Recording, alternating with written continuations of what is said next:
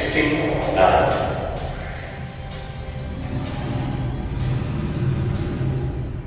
What makes things visible to us? Is it possible to see any object in a dark room? No. This is because we need light to see objects. The light coming from an object enters our eyes and enables us to see objects around us. Light is a form of energy which causes a sensation of vision and enables us to see various objects around us.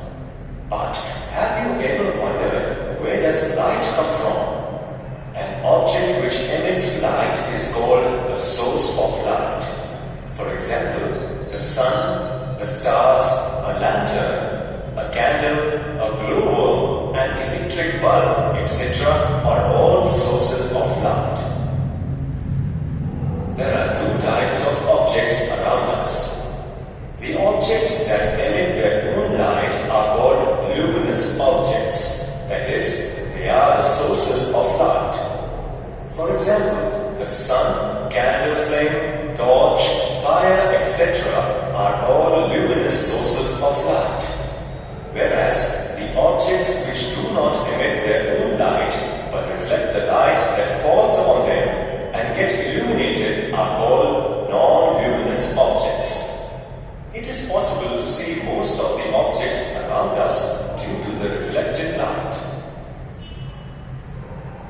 Let's do a quick check.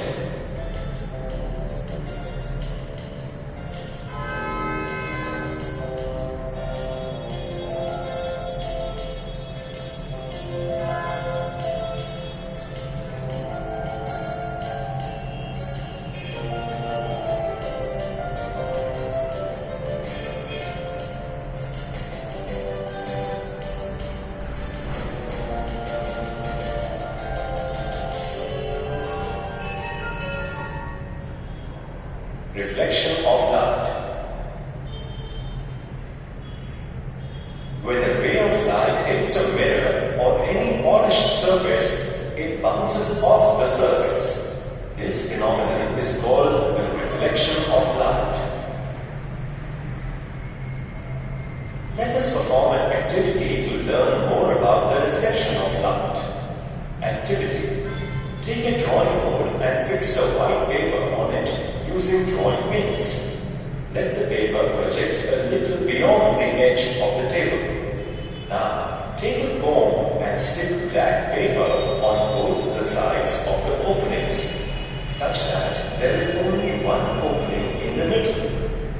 Fix the comb perpendicular on the sheet of paper. Take a torch and throw light through the opening of the comb from one side at some angle. Adjust the torch and comb such that you see a narrow beam of light on the other side of the comb along the paper. Place a plain mirror in the path of the beam of light on the other side of the comb. What do you observe? You will observe that the beam of light strikes the mirror and gets reflected in the other direction. Fold the paper along the edge of the table so that the folded portion hangs downwards. You will observe that the reflected ray does not reach the edge of the paper hanging down. This is because light travels along a straight path. Hence, it cannot reach the folded portion of the paper. Bring the folded portion back to the original position. You will find that the reflected light reaches the edge of the paper. Now, let us change the direction of the torchlight. What do you observe? You will observe that the direction of reflected light varies with the direction of the incident light. The ray which strikes the mirror is called the incident ray, and the ray that bounces back from the surface of the mirror is called the reflected ray.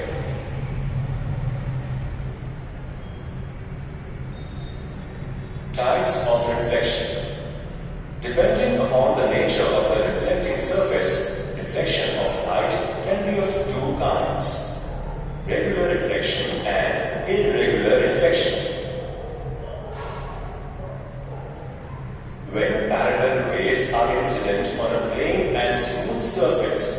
that of a mirror, the reflected rays are also parallel.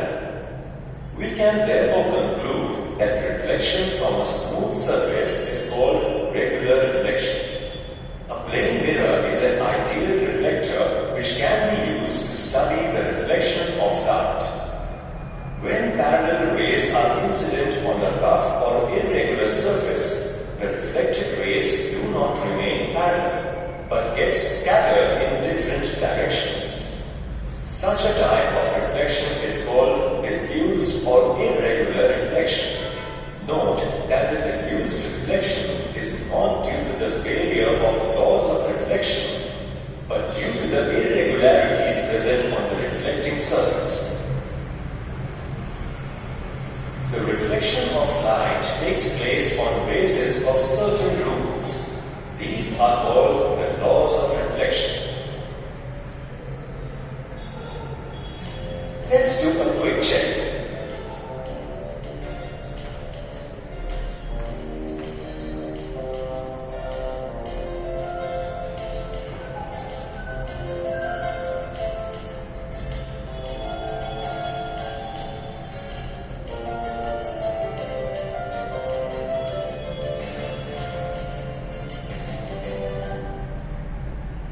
Laws of reflection.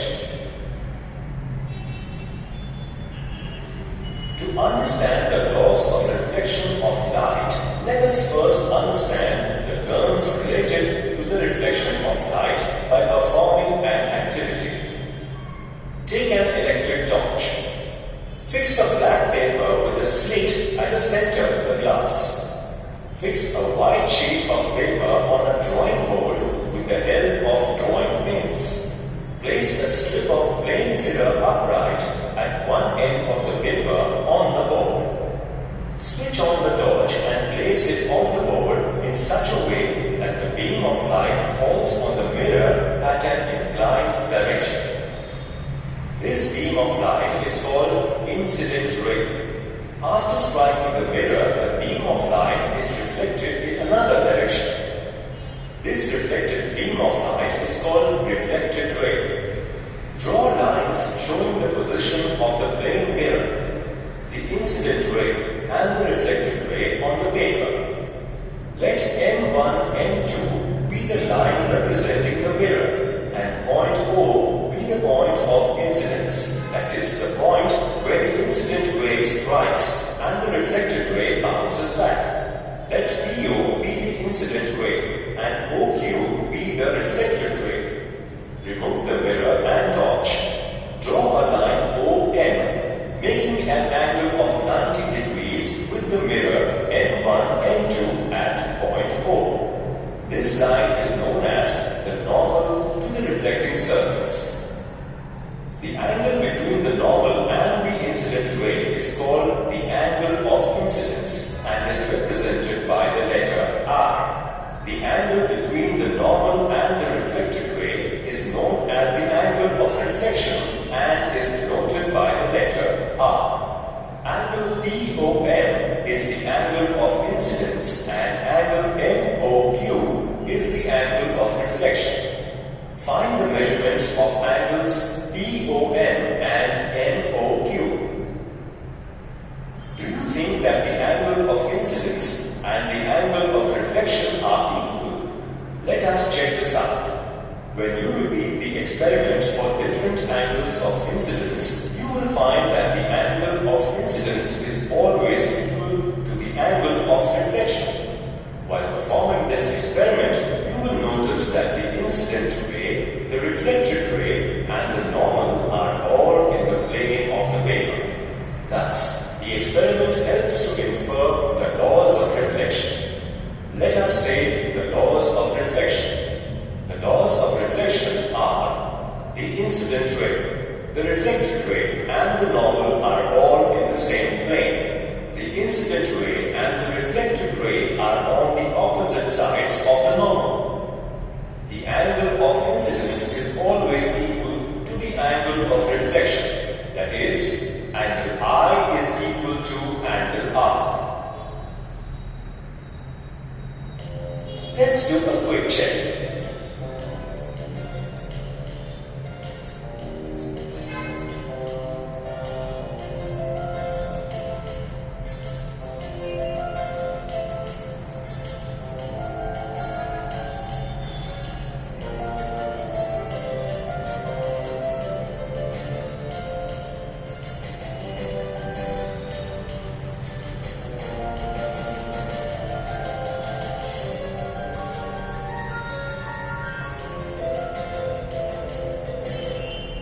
Reflection of light from a plane mirror. Let us verify the laws of reflection by performing an activity using a plane mirror as the reflecting surface. Activity. Fix a white sheet of paper on a drawing board with the help of drawing pins. Place a strip of plane mirror upright at one end of the paper on the board. Mark the position of the mirror as M1 and M2. Fix a pin on the paper. Mark the position of the pin as P. Mark three distant points A, B and C behind the pin. Now, try to see the image of the pin P through point A. Mark the point where the image is seen as point D. Draw the line of sight. Similarly, see the image of the pin through points B and C and draw the lines of sight as BE and CF respectively. Remove the mirror and join M1 N2 using a scale which represents the mirror. Extend each line of sight, that is, line AD, BE and CF beyond the line N1 N2. These lines intersect at a point, say O. What can you infer about the point O? This is the actual point where the image of the pin was formed. Hence, we can conclude that the image is formed at a single point.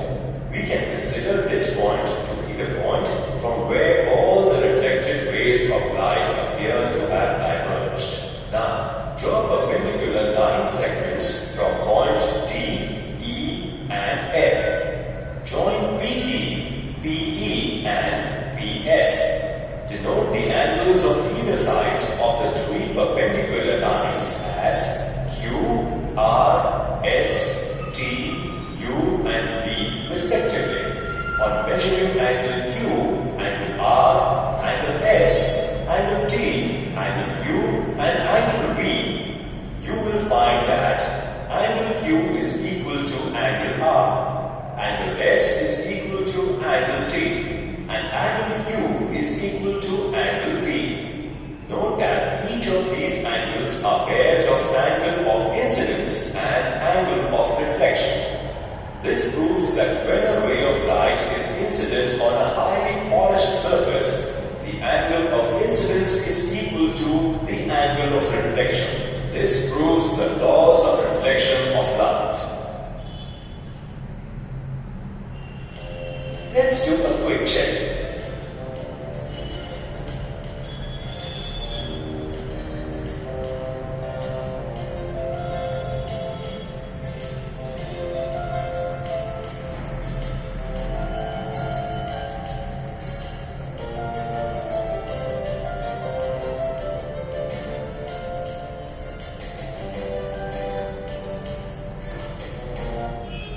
Formation of an image in a plane mirror. Any smooth polished surface like that of a mirror is able to reflect almost all the light incident on it coming from an object, thus forming an image. Let us see how a plane mirror forms a well-defined image. Consider the case of a point object O being placed in front of a plane mirror MM'. From the object, the light rays travel in all directions. Let us consider two representative rays OA and OB coming from the object. Let these rays be incident on the mirror at point A and B. The rays OA and OB gets reflected from the mirror surface and are represented as rays AC and BD. When the reflected rays are extended backwards, they seem to meet at a point I. Thus, I is the position of the image. Is it possible to obtain the image on a screen? Let us place a screen behind the mirror. Can you see the image of the object? No, the image cannot be obtained on it. Also, the reflected rays do not meet at point I. only appear to do. Hence, I is the virtual image of object O. Draw normals M and M dash to MM dash at points A and B respectively. Let OA and OB make angle I1 and I2 with the normals M and M dash respectively. Now, draw lines AC making an angle of reflection R1 equal to angle of incidence I1 and BD making angle of reflection R2 equal to angle of incidence I2. Join I and O. Let the line intersect the mirror at point P. Measure OP and RP. Are they equal in length? They are equal. Hence, the perpendicular distance of the image from the mirror is equal to the perpendicular distance of the object from it. That is, OP is equal to PI. The same will be observed if the point object is replaced by a large object. Having learned about how an image is formed by a plane mirror, let us list some of its characteristics. The image formed by a plane mirror is upright or erect. The image is formed behind the mirror and is of the same size as that of the object. The image is formed at the same distance behind the mirror as the object is in front of it. The image formed in the mirror cannot be captured on a screen as it is not formed by actual rays. Such an image is called virtual image. The image is laterally inverted. For example, in the mirror, the right side of the object appears as left side in the image and vice versa. This phenomenon is called lateral inversion, and the image is said to be laterally inverted. Note that only the sides are interchanged. The image does not appear upside down. Let us do a quick check.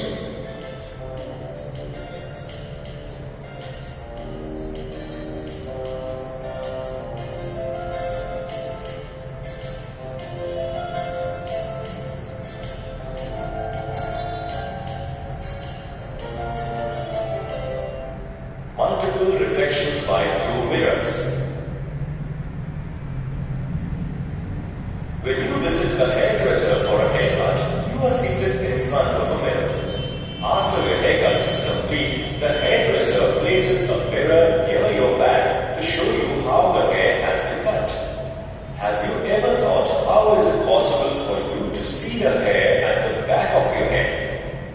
Well, this is possible because the image formed in the first mirror held behind your head gets reflected and the image is seen in the mirror front of you by reflection for the second time. Thus, light can be reflected several times. Mirrors are artistically used in the interior of shops and hotels. This makes the place look big. Also, mirrors are used in shops' display windows to see large number of images of a single object and to make the display attractive. You might have also seen that in the trial rooms there are two parallel mirrors placed face to face on opposite walls. This helps you to see infinite images of yourself. Multiple images are seen due to the multiple reflections. The image formed in one mirror serves as the object for other mirrors, making large number of images. Let us perform an activity to study about multiple reflection by mirrors at different angles. Activity. Take a drawing paper. Draw a line, say OA. Using a protractor, draw lines OB, OC and OD, making an angle of 30 degrees, 60 degrees and 90 degrees with the line OA respectively. Now, take two mirrors, place them along OA and OD such that they are perpendicular to each other. Place a lighted candle between between the mirrors, how many images do you see? You can see 3 images of the candle. Now, shift the mirror placed on line OD to line OC such that the angle between the mirrors is 60 degrees. How many images do you see this time? You will see 5 images of the candle. Now, if the mirrors are placed such that the angle between them is 30 degrees, you will see 11 images this time. What is the mystery behind this? Well, when 2 plane mirrors are inclined at some angle, multiple images of an object can be formed. When 2 plane mirrors are inclined at different angles with each other, the number of images formed can be calculated using a formula. Number of images formed is equal to 360 divided by the angle between the 2 mirrors minus 1. Let us calculate the number of images formed by 2 mirrors kept at different angles. If the angle between the mirrors is 90 degrees, then the number of images formed will be 360 upon 90 minus 1, which is equal to 4 minus 1, which equals to 3. Thus, 3 images are formed when 2 mirrors are placed at an angle of 90 degrees to each other. If the angle between the mirrors is 60 degrees, then the number of images formed will be 360 upon 60 minus 1, which is equal to 6 minus 1, which equals to 5. Thus, 5 images are formed when 2 mirrors are placed at an angle of 60 degrees to each other. If the angle between the mirrors is 30 degrees, then the number of images formed will be 360 upon 30 minus 1, which is equal to 12 minus 1, which equals to 11. Thus, 11 images are formed when 2 mirrors are placed at an angle of 30 degrees to each other. How many images will be formed when the 2 mirrors are kept parallel to each other? Well, infinite number of images are formed when the 2 mirrors are kept parallel to each other. Here the angle between the mirrors is 0 degree. The images become fainter as the distance from the mirror increases. Kaleidoscope. Kaleidoscope is a scientific toy. It is a tube-shaped optical instrument that is rotated to produce a succession of symmetrical designs. It works by means of mirrors reflecting the constantly changing patterns made by bits of colorful glasses at one end of the tube. It is very easy to make a kaleidoscope. Activity. Let us try making a kaleidoscope. Take 3 identical strips of plane mirrors about 15 centimeters in length. Place them at 60 degrees to each other with the reflecting sides facing inwards, forming a pyramid-like structure. Fix this structure using a transparent tape. Take a cardboard and fold it to form a hollow tube such that the pyramid-like structure fits inside it. Make sure that the cylindrical case is longer than the hollow prism. Use a transparent tape to fix the cardboard such that it forms a cylindrical case.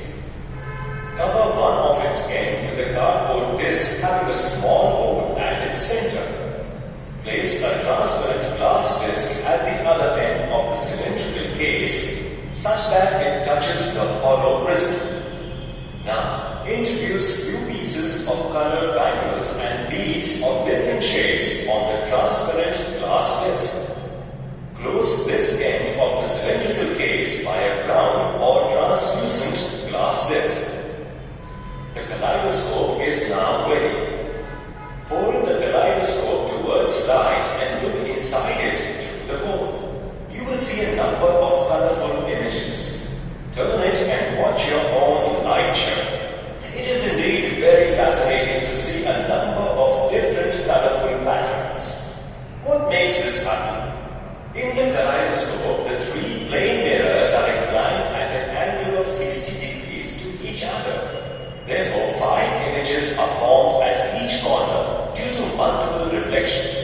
This happens for each piece of the bangle or bead. The end effect is that a beautiful symmetrical pattern is seen. If you rotate the tube slightly, the bangle pieces and beads get rearranged and different symmetrical pattern is seen. Thus, a new pattern is produced every time you rotate the tube.